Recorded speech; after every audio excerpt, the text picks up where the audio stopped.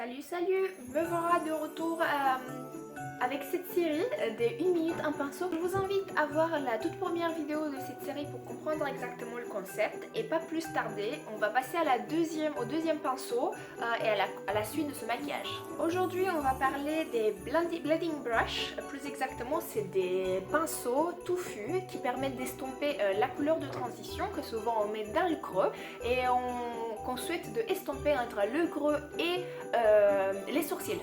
Il faut savoir que différentes tailles existent, donc en fonction de la taille de votre œil, parce que si vous avez une très grande œil, vous pouvez utiliser des pinceaux comme ceux-ci. Comme vous pouvez voir, ils sont très touffus, mais bien sûr, si vous avez des yeux plus petits, vous pouvez utiliser des pinceaux similaires, mais bien plus précis, bien plus petits.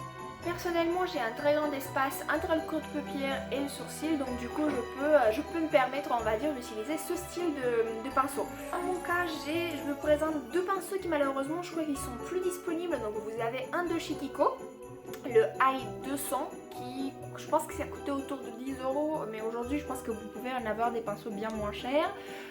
Et de la même gamme Artist by Nocibe. Le troisième exemple, c'est un pinceau de chez Morphe, le E27, et qui coûte 9 €. Pour la suite du maquillage, je vais utiliser le pinceau de chez Kiko avec une des palettes de Make Up Revolution qui se présente comme ceci. Et je vais utiliser ce pinceau bien sûr avec une couleur de transition entre le beige et le rose.